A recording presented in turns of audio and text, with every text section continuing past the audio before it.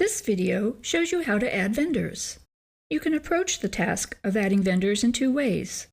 You can add vendors one after the other so that you have all your vendors set up before you begin using QuickBooks, or you can add them on the fly when you start to add transactions.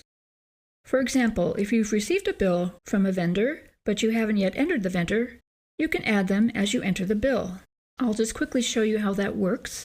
Click Enter Bills, and here in the vendor field, click the down arrow to open the menu. Scroll to the top and you'll see Add New. Click that and you'll see a new vendor record form. But I'll just cancel that and cancel the bill. So to add a vendor, open the Vendors Center. Here on the Vendors tab is your vendor list. To add a new vendor, click the New Vendor button and then click New Vendor. In the vendor name field, type the vendor's name as you want it to appear in the vendors list. This name is for your use only. It doesn't appear on purchase orders or bill payments. It's just a way to organize your vendor list. QuickBooks uses the vendor name to sort the list. In the opening balance field, enter the amount you owe the vendor as of your start date. If you don't know the balance, leave it blank, and QuickBooks can calculate the opening balance, which it gets after you enter the historical transactions for this vendor.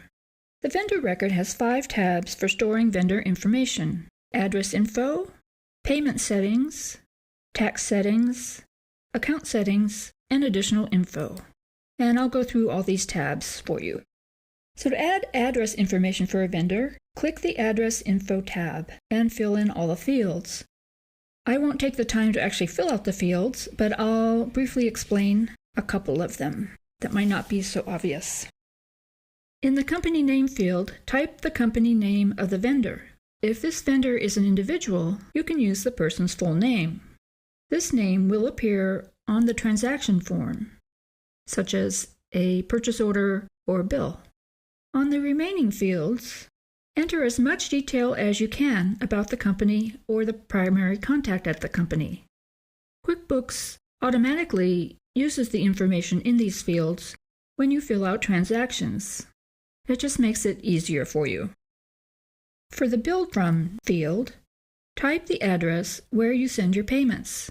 This address will appear on forms.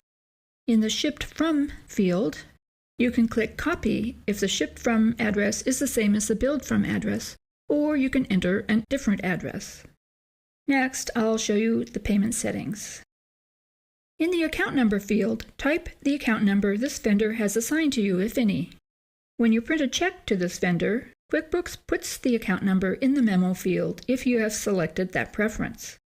If you pay this vendor online, filling in the account number is required so that the vendor can identify you. Click the Payment Terms menu and choose one of the payment terms QuickBooks provides. The vendor dictates the terms you need to follow when paying. When you enter a bill from this vendor, QuickBooks uses the terms to figure out when a bill is due. QuickBooks automatically uses the vendor name on checks, but if you want it to appear differently on checks, you can change the name in this field, the Print Name on Check As field. If the vendor has set a credit limit, type in that amount. When you come close to that limit, QuickBooks will give you a warning. The billing rate level doesn't really apply to QuickBooks Pro, so we can ignore that. Next, we'll click the Tax Settings tab. If you send 1099 miscellaneous forms to this vendor, fill in the Tax ID field with the vendor's Social Security number or EIN. If you send the 1099 miscellaneous forms to this vendor, click the checkbox for Vendor Eligible for 1099. On the Account Settings tab, you can choose the expense accounts to associate with this vendor. This can save you time and improve accuracy when using a vendor in a transaction. Let's just show you one of these menus here. So it lists all the expense categories, and if you use this vendor for office supplies, you can choose that account, and QuickBooks will automatically display the correct account when you pay bills or write checks to this vendor. You can assign up to 3 accounts per vendor. So this could come in handy, for example, if you use the same provider for the phone and internet, and you can assign utilities phone and utilities internet expense accounts. When paying the bill, you can choose the appropriate account. On the Additional Info tab, you can choose the vendor type. Creating a vendor type is covered in another video.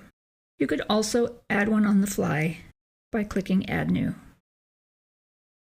You can create custom fields, for example, a birth date so that you can send birthday greetings, or a field to remind you what kind of discount you're eligible for with this vendor.